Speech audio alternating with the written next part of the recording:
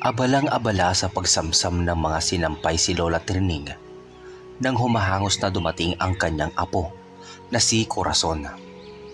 Basang-basa ito kaya tiyak na nanggaling na naman sa ilog. Pinagbanlaw na niya ang apo at sinabihan na maghain na ng kanilang pananghalian. 10 taon pa lang si Corazon pero tinuruan na niya ito sa mga gawaing bahay. Gusto niya na matuto ng maaga ang apo upang lumaki itong responsable. Si Lola Trining lang ang tagaluto pero kay Corazon nakatoka ang paghuhugas ng kanilang pinagkainan. Dalawa lang silang namumuhay ni Corazon. Ang kubo nila ay malapit lang sa ilog, kung kaya sanggol pa lang ito ay sanay na ito sa tubig ilog. Hindi pinalaking masela ni Lola Trining si Corazon. Pagtungtong pa lang nito ng 1 taon ay malamig na tubig na ilog ang kanyang pinanliligo dito. Sa katunayan, walang dugong nananalaytay sa mga ugat ni Lola Trining ang dumadaloy sa katawan ni Corazon. Hindi sila magkamag-anak dahil si Lola Trining ay dating madre. 10 taon na nga madre si Lola Trining sa isang kumbento na halos ituring niyang kanyang pangalawang tahanan. Sa kumbentong iyon niya naranasan lahat ng hirap. Doon din niya natutunan na paano maging tunay na tao. Subalit sa kasamaang palad ay doon din pala niya mararanasan ang buhay na parang impyerno. 25 taon siya noon nang may bagong pari na dumating sa kumbento. Siya si Pari Raul. Ang pari ay mabait at maalalahanin sa mga tulad niyang madre. Nabalitaan niya na kamag-anak daw ito ng kanilang superyora. Sa kabila ng pagiging mabait ng pari ay kapansin-pansin ang pagiging malapit nito sa mga madre. Hanggang isang gabi, habang nagdadasal noon si Lola Trining, umiiyak na lumalapit sa kanya ang kaibigan niyang madre na si Sister Raquel. Inakala ni Lola Trining na baka napagalitan na naman ito ng kanilang Mother Superiora. Istrikta at mitikulosa kasi ito, at dahil bago lang sa kumbento si Sister Raquel, marami pa siyang hindi alam na gawin at madalas na napapagalitan siya. Labis na nag-aalala si Lola Trining noon dahil walang tigil sa pag-iyak itong si Sister Raquel. Kaya pinilit niya itong tanungin kung ano ang problema. Sa paputol-putol nitong kwento, nasindak si Lola Trining nang sabihin sa kanya ng kaibigang madre na may ginawang hindi maganda sa kanya, ang pari. Nagmamadaling kinumpronta ni Lola Trining ang pari at sa tagpong yon sa labas ng kwarto ng pari habang nagtatalo sila, naabutan sila ng Mother Superiora nila. Madiing itinanggi ng pari ang sumpong ni Sister Raquel. Sa halip na magpaimbestiga ang Superiora ay kinonsinti pa nito ang ginawa ni Father Raul. Pinatawag si Sister Raquel at kinulong sa isang kwarto na parang Bartolina. Pinagbibintangan siya na sinungaling ng kanilang Superiora. 1 linggo sa Bartolina si Sister Raquel. Nang sa wakas ay pinalabas na ito, awang-awa ang lahat ng madre sa kumbentong yon. Pumayat at halos mawala na sa sarili ang kawawang madre. Kinagabihan ng araw din na pinalabas sa Bartolina si Sister Raquel, nagkagulo ang lahat nang sumigaw ang isang madre. Si Sister Raquel ay natagpo ang wala ng buhay. Tinapos nito ang sariling buhay sa pamamagitan ng pag-inom ng lason. Walang nakakaalam kung ano ang tunay na nangyari. Inilihim ng lahat ang nangyari nang may dumating na mga pulis at sinabi ng Superiora na di raw kinaya ni Sister Raquel ang hirap ng pagiging isang madre. kaya winakasan ang sariling buhay dahil sa kahihiyan. Pagkatapos mailibing ni Sister Raquel ay siya naman ang balak biktimahin ng pari. Gusto niya itong isuplong ngunit babaliktarin lang siya nito. Kaya nang magkaroon ng pagkakataon ay tumakas na si Lola Trining sa kumbento. Dahil sa nangyari, nagbago ang paniniwala ni Lola Trining. Nadungisan na ang kanyang pagkatao. Hindi na siya muli pang bumalik pa sa kumbento. Hindi nawala ang pananalig ni Lola Trining sa Diyos. Ang nawala ay ang tiwala niya sa mga tao. Naisip niya na pwede naman niyang ipagpatuloy ang paglilingkod sa Diyos kahit wala siya sa kumbento. Hindi naging madali kay Lola Trining ang mga sumunod na nangyari. Naranasan niya ang matinding gutom. Umiiyak na lang siya bigla kapag naaalala ang mga nangyari. Ayaw niya na makihalubilo pa sa mga tao. Sa kanyang walang humpay na paglalakad, napadpad siya sa isang liblib na lugar. Ang lugar ay napaliligiran ng nagtataasang kawayan. Walang katao-tao at malayo sa karamihan. Animoy nag-iisa lang siya sa mundo. Nagpasya siyang libutin ang buong lugar. At sa kanyang paglilibot, laking gulat niya nang makakita ng isang bahay kubo na napaliligiran ng naggagandahang halaman. Namumulaklak ang mga ito. Sa tingin ni Lola Trining ay abandonado na ang kubo. Naghintay siya ng maghapon kung may darating na tao ngunit nabigo siya kaya nagpasya siyang sa kubong yun na siya maninirahan. Nilinis ni Lola Trining ang loob at labas ng kubo. Pagkatapos ay nagdasal siya ng pasasalamat sa may likha. Kinagabihan, dahil sa matinding pagod ay madaling naigupo ng antok si Lola Trining na noon ay 25 taong gulang pa lamang. Hindi man lang niya nararamdaman ang presensya ng isang mahiwagang babae na malaya siyang pinagmamasdan. Alam ng mahiwagang babae na ito ang buong pangyayari sa buhay ni Lola Trining. Isang hawak lang, kahit sa dulo ng buhok ni Lola Trining ay makikita na niya ang nangyari sa nakaraan nito. At di magandang nakaraan nito ay buburahin niya sa alaala ni Lola Trining upang makapag-umpisa na ito ng panibagong buhay. Sa isang kumpas lang din ng kamay nito ay napunan lahat ng kakulangan sa loob ng kubo. Masayang inikot ng mahiwagang babae ang sako-sakong bigas, asukal, tinapay at marami pang iba. Tinalo pa ni Lola Trining ang naggrocery ng pangkalahating taong konsumo. Malungkot na yumuko ang babae na nasa paanan ni Lola Trining. Hinimas-himas ang malaki niyang tiyan. Napangiti ito dahil ang madre na bagong dating sa kanyang tirahan ang sagot sa kanyang dalangin. Tumayo ang babae at walang pag-aalinlangan na binigyan ng proteksyon ang loob at labas ng bahay. At bago pa magising si Lola Trining ay mabilis na itong nakalayo. Madaling araw na nang magising si Lola Trining. Napabalikwas siya ng bangon nang mapagtanto na nasa ibang lugar siya. Kung ganon, nasaan nga ba siya? Napahawak siya sa kanyang ulo. Bakit wala siyang maalala?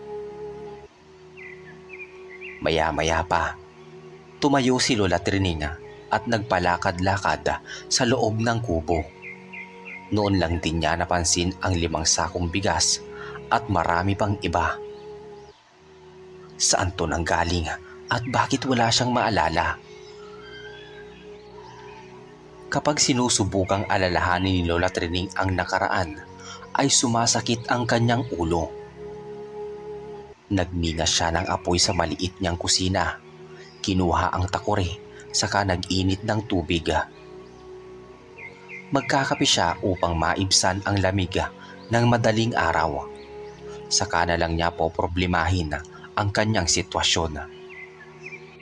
Nang mga oras na yon, ang tanging gusto lang niya ay magkape at kumain. Samantala, sa isang tagong kuweba ay malaya niyang nakikita sa kanyang mahiwagang salamin ang pagkalito sa sarili ng dating madre.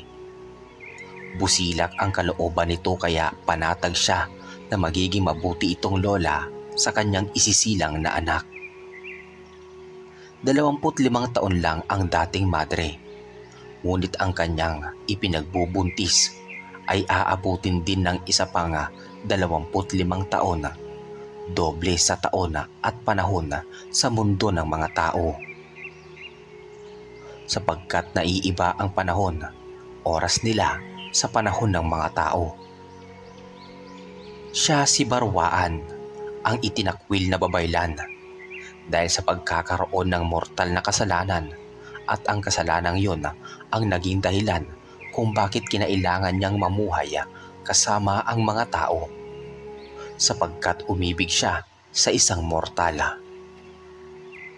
Ang mortal na iyon ay si Kanlaon na kanyang inibig ng mahabang panahon.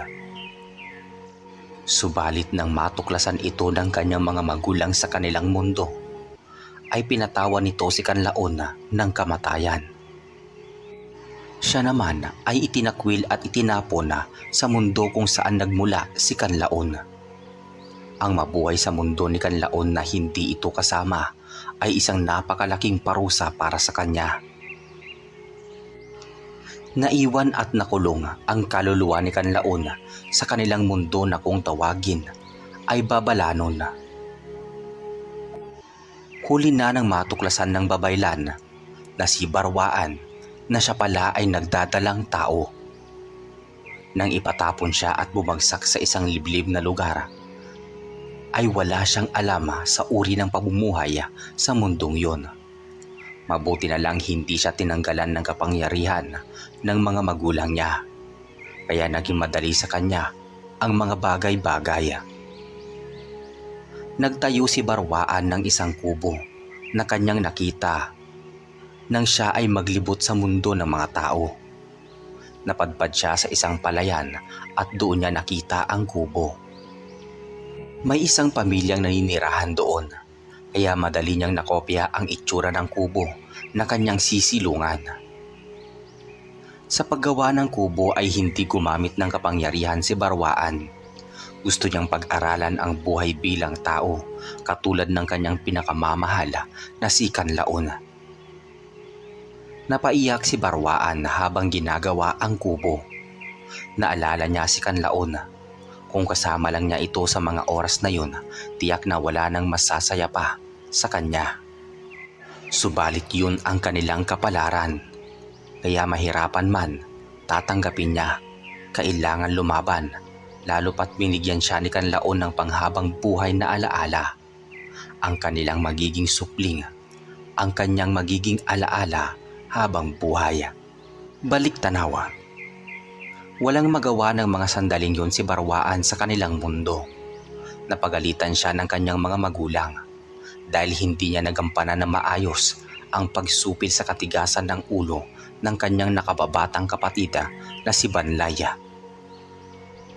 Para malibang at mawala ang sama ng loob, ay pinaglaruan ni Barwaan ang kanyang kapangyarihan. Gusto niyang makita ang iba't ibang mundo, sa ilalim at itaas ng kanilang mundo, at doon nga niya nakita ang mundo ng mga tao. Gamit ang kanyang mahiwagang salamin, nakita niya ang napakakisig na lalaki. Nakasakay ito sa isang puting kabayo. Mabilis nitong pinapatakbo ang kabayo. Hampas doon, hampas dito ang ginagawa nito. Kaya naman napakabilis na ng kabayo sa paraan ng ginagawa ng lalaki. Nasisigurado ni Barwaan na tulad niya ito rin ay may dinadalang mabigat na problema. Hanggang sa nakita niya ang isang malalim na bangin na ilang metro lang ang layo at papunta doon sa direksyon na yon ang kabayo. Kung ganoon mahuhulog at maaaring mamatay ang lalaki. Kaya sa kagustuhan ni Barwaan na mailigtas ang lalaki, ginawa niya ito. Malaking kasalanan man at mahigpit na ipinagbabawal sa batas ng mga babaylan. Ito ay nakatala pa sa kanilang aklat. Mahigpit na ipinagbabawal ang pagpunta sa mundo ng mga mortala. Lalong mas matinding kaparusahan ang naghihintay sa isang babaylan na iibig sa isang mortala. Dahil dalawang uri lang ang pagpipilian sa magiging hatol sa nagkasalang babaylan. Kung hindi kamatayan ang magiging hatol sa nagkasalang babaylan, siya ay itatakwil at pagbabawalang makabalik sa kanilang mundo. Isasarado ng panghabang buhay ang lagusan na nagdudugtong sa mundo ng mga babalanon at mundo ng mga mortala. Isinantabi ni Barwaan ang kanyang kapalaran, maligtas lang sa mga sandaling yun ang makisig na lalaki. Pangahas na inutusan niya ang mahiwagang orasan na dalhin siya sa mundo ng mortala at sa tagpo kung saan ay kasalukuyang nakasakay ang lalaki sa isang kabayo na malinaw ding napapanood ng orasan. Oo, ang orasan sa kanilang mundo ay may buhay. Matinding pagtutula ang naging sagot nito sa hiling niya.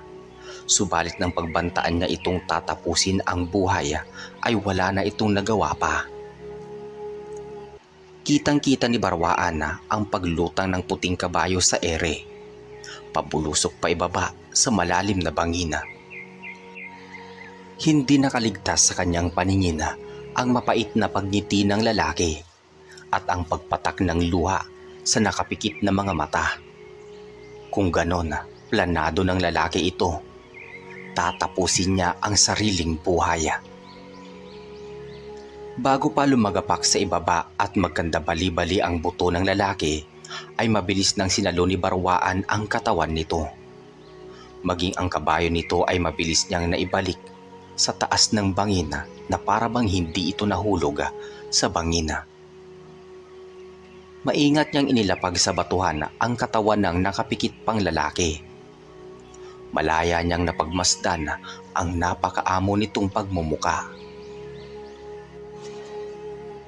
Napagmasdan niya rin ang matangos na ilong nito at mapupulang mga labi. Para bang ito'y nag-aanyaya ng 1,000 kaligayahan. At nang idilat nito ang magagandang mga mata, ay tumigil bigla ang mundo ni Barwaan. Pakiramdam niya, may dumaloy na kuryente sa mga ugat niya. Pumilis ang tibok ng kanyang puso. Mamamatay na ba siya? Yun ang tanong niya sa kanyang sarili.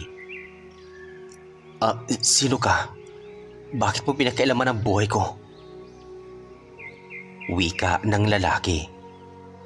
Halos itulak nito sa matinding galit si Barwaan. Nakatulala na lang ang babaylan. Paanong pakikialaman sa buhay nito ang ginawa niya?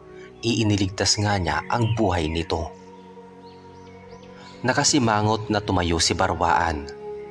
Plano na niya na iwan ito sa ibaba ng bangin. Bahala na ito paano makita o makakaakyat sa itaas. Dahil ito ay walang utang na loob sa kanya. Nagpupuyo sa galit ang puso ni Barwaan. Itinaya niya ang kanyang buhay tapos yun lang ang mapapala niya. Di nga niya alam kung makakabalik pa siya sa kanilang mundo dahil napakalaking kasalanan iyong ginawa niya. Samantala, tila nahimasmasan naman ang lalaking si Kanlaon. Paano siya napunta sa ibaba ng bangin? At nang lumingon siya sa may napakagandang babae na kakaiba ang pananamit na galit ay namula ang pisngi nito. Pinasadahan niya ng tingin ang kabuuan nito. Ang babae ay may mapulang buhok na hanggang bewang ang haba. Mahaba ang damit na suot nito hanggang talampakan. Nakasuot ito ng kakaibang sapin sa paa na parang gawa sa hinabing abaka. At ang mga kamay nito ay may mga mahabang daliri at kuko. Kumikinang ang mga mata nito kahit galit. At ang higit na napukaw sa atensyon ni Kanlaon ay ang mapupula nitong labi. Isang napakagandang babae na may hahalin tulad niya sa isang diyosa. Nagtataka siya bakit kasama niya ito sa ibaba ng bangina. Umiiyak na bumalik ang alaala ni Barwaan sa kasalukuyan. Naghahagulgol na siya nang magbalik tanaw sa kanilang nakaraan ni Kanlaon. Naging magkaibigan sila nung umpisa. Napag-alaman niya na anak pala si Kanlaon ng isang mayaman at kilalang politiko sa kanilang bansa. At ang dahilan ng kanyang pagplano na tapusin ang sariling buhay ay ang pagkamatay ng kanyang pinakamamahal na ina. Simula noon ay lalo pang inalalayan ni Barwaan si Kanlaon hanggang sa bumalik na ulit ang saya sa mga mata nito.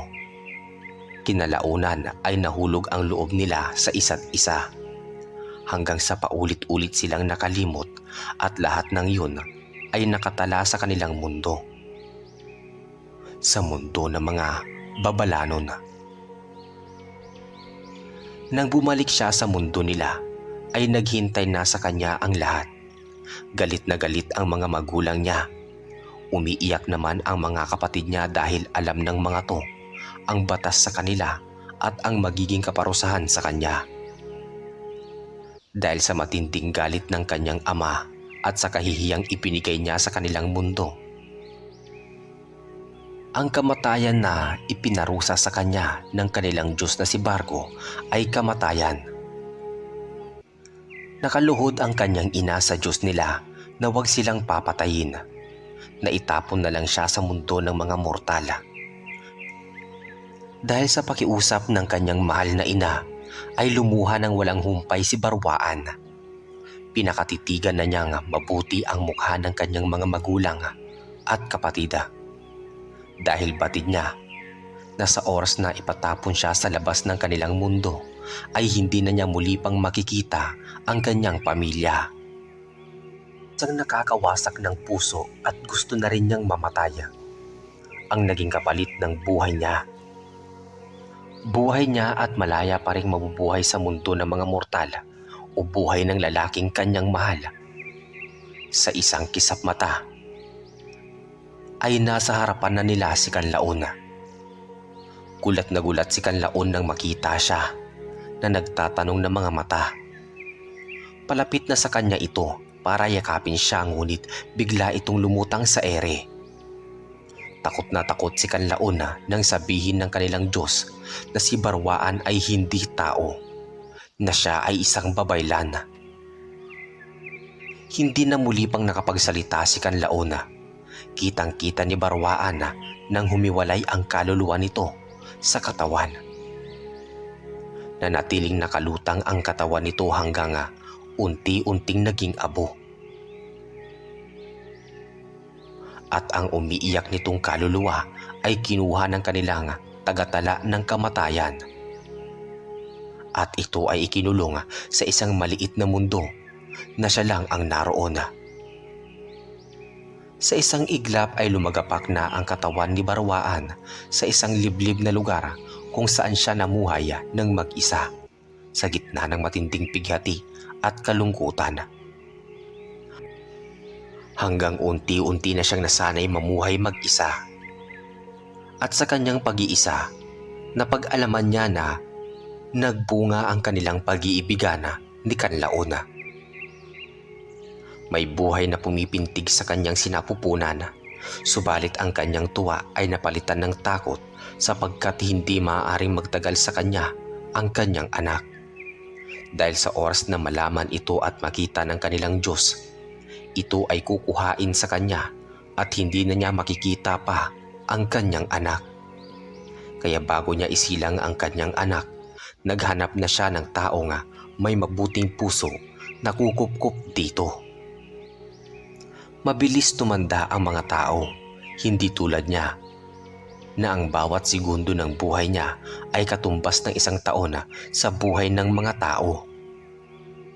Hanggang sa kanyang paghahanap ay nakita niyang kusang dumating sa kanyang kubo ang isang babae na may maamong mukha, subalit tila ito ay balisa. Pinasok niya ang isipan at puso nito. Natiyak niyang ito ay mabuting tao na may masalimuot na nakaraan. Kaya tutulungan niya itong mabura ang alaalang yun. Dahil malapit na niyang isilang ang kanyang anak at ang babaeng ito ang napili niyang maging tagapag-alaga ng anak nila ni Kanlaon. Sa kabilang dako naman ay mabilis na lumipas ang mga taon kay Lola Trining. Masaya na siya sa naging buhay niya kahit nag-iisa. Marami man siyang hindi maalala sa kanyang nakaraan, tinanggap na niya na marahil yun ang buhay na itinakda sa kanyang kapalaran. Hanggang isang pangyayari ang babago sa kanyang buhay. Isang pangyayari na sa hinagap ay hindi niya akalain. 25 taon na ang nakaraan sa mismong araw ng kanyang ika-50 kaarawan. Madaling araw pa lang nang magising si Lola Trining sa malakas na kulog at kidlat. Malakas din ang hangin at humahampas sa dingding ng kanyang kubo. Laking pagtataka ni Lola Trining kung bakit biglang sumama ang panahon.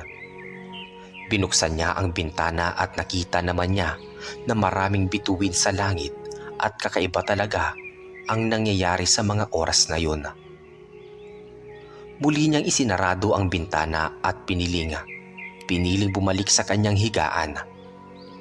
Bumuhos na ang malakas na ulan. Nakatulog na ulit si Lola Trining dahil sa malamig na panahon.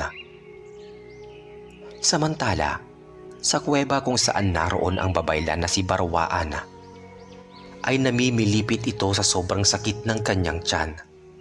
Sakit na kahit kailan ay hindi pa niya naranasan. Mula nang isilang siya, ilang siglo lang ang nakakaraan. Sa mundo nila, hindi ganun kasakit kapag may nakikita siyang nanganganak. Pero bakit siya ay mamamatay anumang oras? Dahil basa ang isisilang niya ay kalahating tao. Kaya ang nararamdaman niya ay sakit na kung papaano magsilang ng anak sa mundo ng mortal. Ginamit na niya ang kapangyarihan, lahat ng alam niya, makakapagpalubag ng kanyang sakit na nararamdaman. Ngunit hindi tumatalab ang lahat ng yon. Kaya naman, hirap na hirap siyang sumigaw at ang boses ay umalingaw-ngaw sa buong kuweba. Hanggang sa isang malakas at buong puwersa. Buong puwersa niyang pag-iri ay lumabas sa kanyang pagkababae ang isang malusog at napakagandang sanggol na babae. Lumutang ang sanggol sa ere habang pumapalahaw ito ng unang iyak. Masayang pinagmasdan habang umiiyak si Barwaan. Dahil tulad niya, pula din ang maliit na hibla ng buhok ng anak nila ni Kanlaon. Ang matangos na ilong at mga mata nito ay minana sa kanyang ama. Isang napakagandang biyaya kung buhay lang si Kanlaon. Siguradong napakasaya nito at masaya silang magkasama. Mabilis na inayos ni Barwaan ang sarili. Parang nagdahilan lang siya para ilabas ang kanyang anak. Malakas na ulit siya. Mula sa paglutang sa ere ay kinuha at hinawakan ni Barwaan ang kanyang anak. Napakalambot ng balat ng kanyang anak. Ang bigat din nito, parang alam ng sanggol na siya ang ina nito. Dahil bigla itong tumitig sa kanya, pagkatapos ay humalakhak na para bang nilalaro niya ito at kinikiliti. Masuyong hinalikan ni Barwaan ang anak. Kinabisado ang bawat parte ng katawan nito, maging ang mga nunal kung saan nakapwesto ay kabisado niya. Hinawakan niya ang maliit nitong mga daliri. Sa ama din niya ito nagmana ng mga kamay. Maya-maya pa ay niyakap niya ng mahigpit ang anak at umiyak na humingi ng tawad. Dahil kailangan nilang magkahiwalay bago pa sila makita ng kanilang Diyos sa kanilang mundo. Mula sa mahimbing na pagkakatulog ay nagising na naman si Lola Trining. Naalala niya na kaarawan na pala niya noon at siya ay 50 taon na. Marami na siyang nararamdaman na masakit sa katawan, dala ng pagkakaedad, at naisip niya, paano na pala kapag siya ay tumanda na ng husto? Sino ang mag-aalaga sa kanya, gayong wala siyang anak? At nang biglang may narinig siyang malakas na iyak ng isang sanggol. At ang iyak na yun ay nagmumula sa labas ng pinto ng kanyang kubo. Nagkakandarapang tumayo si Lola Trining. Dahan-dahan niyang binuksan ang pinto at bumungad nga sa kanya ang isang napakalusog na sanggola. Nababalot ito ng kakaibang tela. Umupo paluhod si Lola Trining upang silipin ang mukha ng sanggola. Napamaang si Lola Trining nang makita ang isang napakagandang sanggola na babae.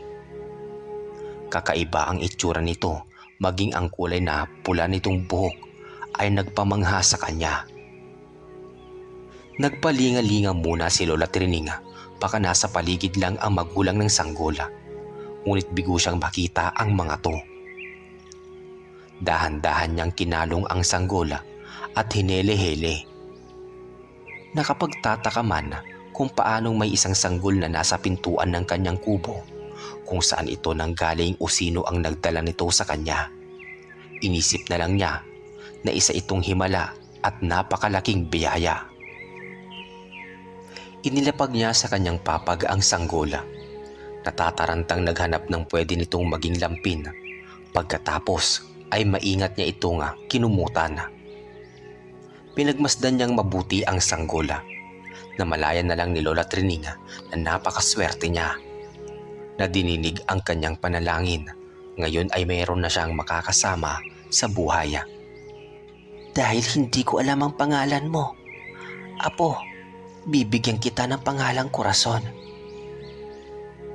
Ang pangalan niyan ay sumisimbolo sa kagandahan, kabutihan at pagiging matapang sa buhay ng isang tao. Wika ni Lola Trining.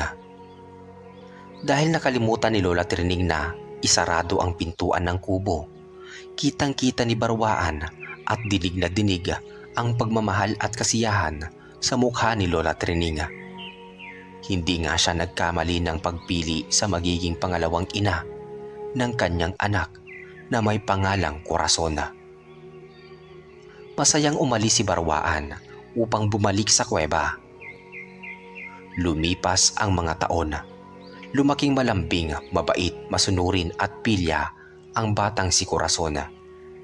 Madalas niyang pinagtataguan ang kanyang Lola Trining kapag ayaw siya nitong payagang maligo sa ilog.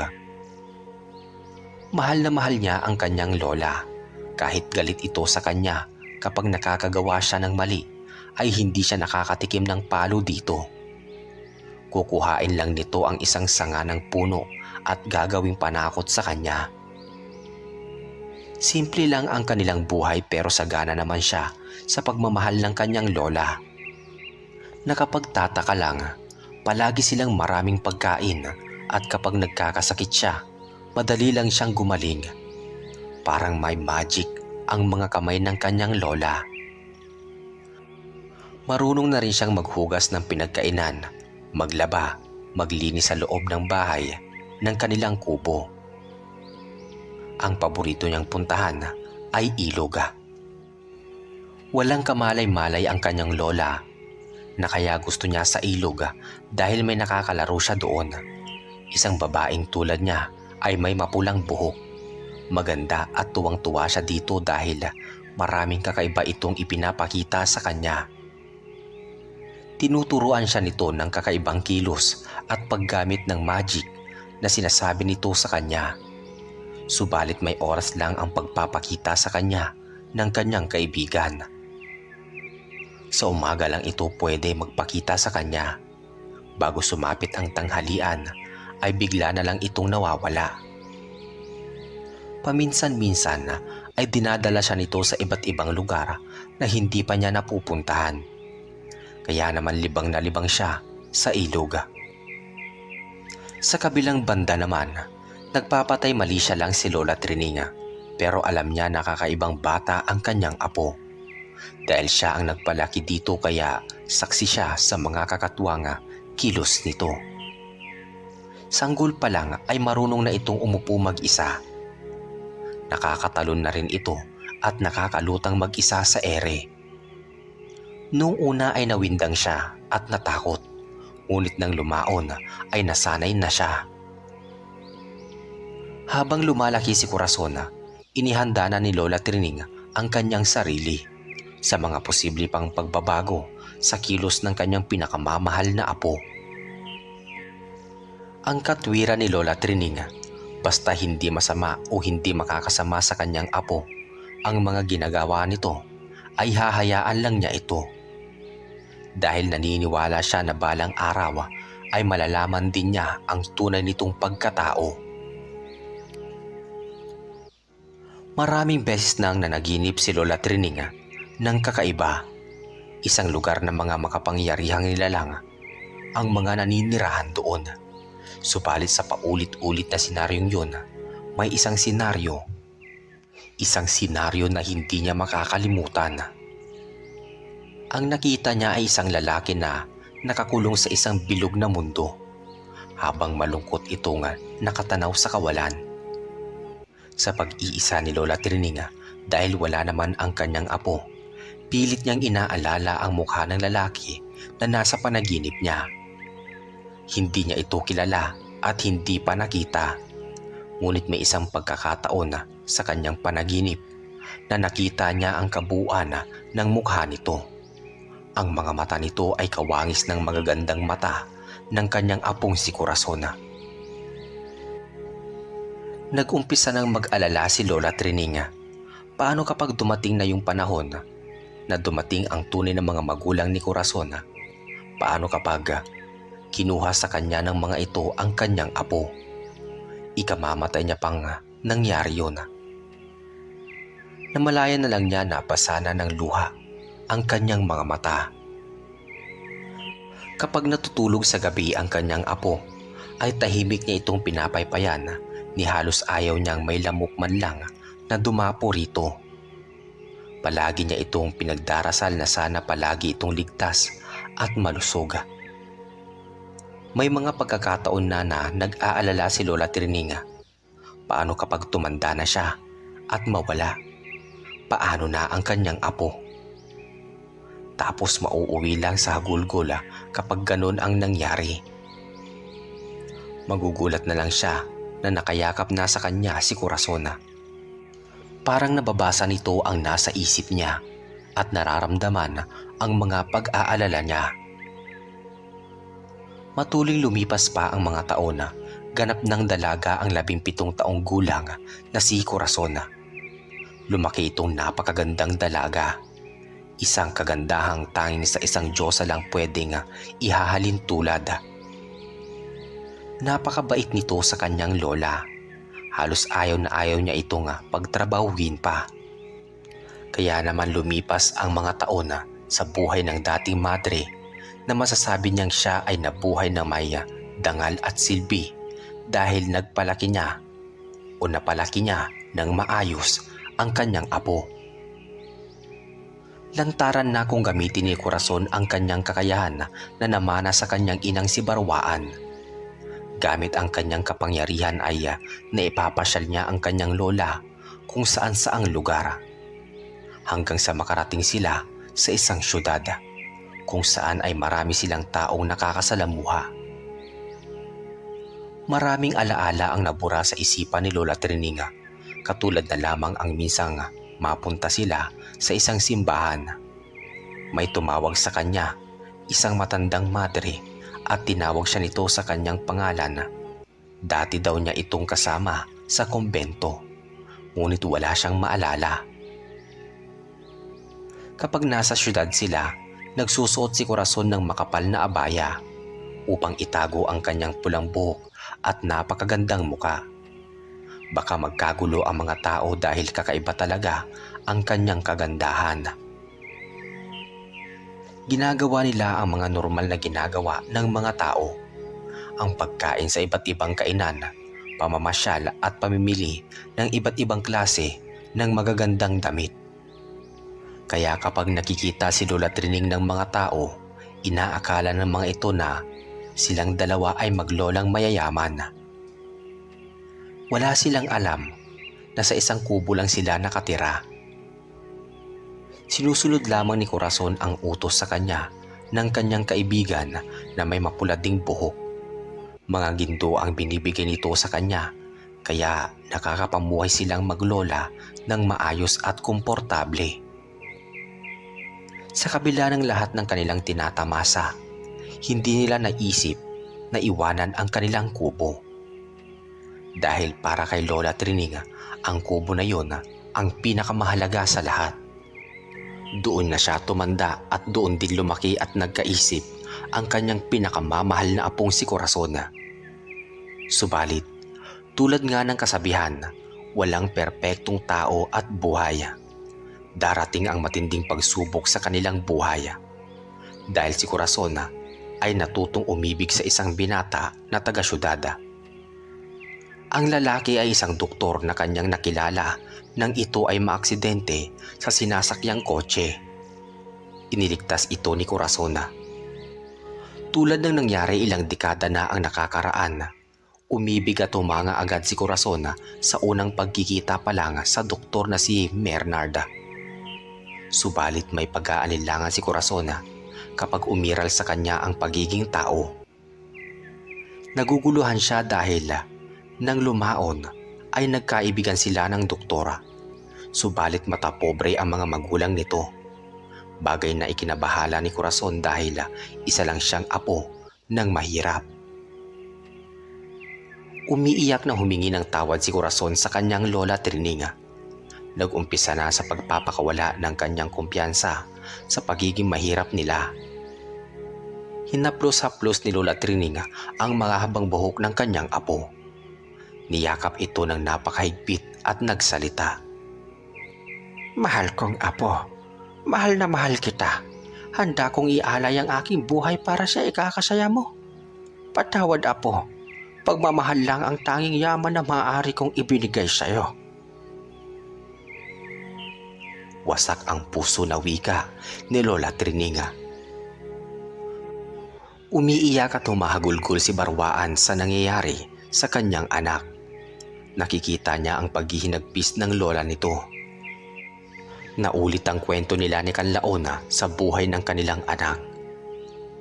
Sa magkaibang sitwasyon lang, hindi siya makakapayag na tulad niya ay magdusa ang kanyang anak at ang babae nga naging ina nito. Babawi na siya at gagawin ang dapat na noon pa niya ginawa. Isang gabi may naging bisita ang maglola. Nagulat si Corazon dahil ito ang kanyang kaibigan sa ilog. Nagulat siya nang magsuot ito ng damit pang tao. Napakaganda nito at kamukhang kamukha niya. Nakatulala si Lola Trining. Hindi makapaniwala ang maglola nang aminin ni Barwaan na siya ang tunay na ina ni Corazon. Sinabi niya ang lahat-lahat sa maglola. Umiyak nang umiyak si Corazon. Kaya pala tulad nito, may kapangyarihan din siya. Niyakap niya ng mahigpit ang inakala niyang kaibigan.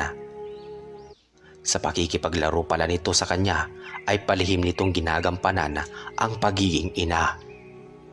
Binabantayan at pinapasyal siya nito at ni minsan di sila nawalan ng kakainin ni Lola Trining. Paulit-ulit na nagpasalamat si Barwaan kay Lola Trining sa pagpapalaki sa kanyang anak. Ngunit palahaw ang naging sagot ni Lola Trining. Nag-aalala ng husto ang mag-ina kung bakit ganun kalakas ang iyak ng matanda. Hanggang sa huli ay sinabi nito na natatakot siya na baka kuhain na ni Barwaan ang kanyang apo. Niyakap ng mahigpit ni Barwaan ang matanda. Sinabi nito na kahit kailan di niya ilalayo ang kanyang anak. Tumayo si Barwaan at kinuha ang kanyang mahiwagang baston. Pinaikot-ikot niya ito ng ilang ulit. Inutosang pumikit ang maglola at ilang sandali lang ang lumipas. Halos himatayin ang maglola dahil ang dati nilang kubo ay nawala na. Napalitan ito ng napakalaking mansyon at ang paligid ay napaliligiran ng mga halamang namumulaklak. Ngunit naging mas malinis ang kapaligiran. Nawala ang mga puno sa tabi at kitang-kita na mula sa malayo ang napakaganda nilang mansyon. Di pa natatapos ang sorpresa dahil nagkaroon sila ng 2 sasakyan at ang landas ng daan na dati ay pang tao lang, lumapad na ito at naging simentado papunta sa pinakamalayong parte ng bungad ng daan kung saan maaari nang makadaan ang mga sasakyan kapag may kailangang pasyalan ang kanyang anak. Mamuhay ka ng marangya, anak. Wala ka nang dapat pang ipag-alala. Nasa loob na ng mansyon ang lahat ng kailangan ninyo upang habang buhay kayong mabuhay ng marangya. Maaari mo nang papuntay ng nobyo mo at wala ka nang dapat pang ipag-alala dahil masigit sa kanyang yaman ang yaman mo ngayon. Manatili ka mabait at mapagkumbaba. Ingatan at alagaan mo ang lola mo. Ito lang ang tangi kong magagawa bilang iyong ina. Wika ni Barwaan. Bigla na lang naglaho si Barwaan sa harapan nila. Mas huyong niyakap ni Lola Trininga ang kanyang apo. Para sa akin, ano man ang mangyari sa buhay ko, ikaw, Corazon, ang pinakamalaki at nag-iisang kayamanan ko. Hindi matutumbasan ng anumang yaman sa mundong ito. Wika ni Lola Trininga. Masaya silang magkahawak kamay na naglalakad papasok sa kanilang bagong tahanan at magkasamang magsisimula ng panibagong buhay.